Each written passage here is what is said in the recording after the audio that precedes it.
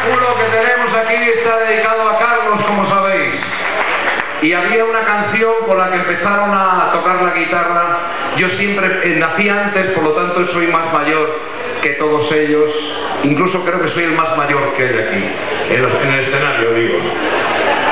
Hablamos de los años 70. Compuse una canción cuando tenía 14 años, hacer el cálculo matemático, y 5 años después la grabé en mi primer grupo que se llamaba Solea, y decía así.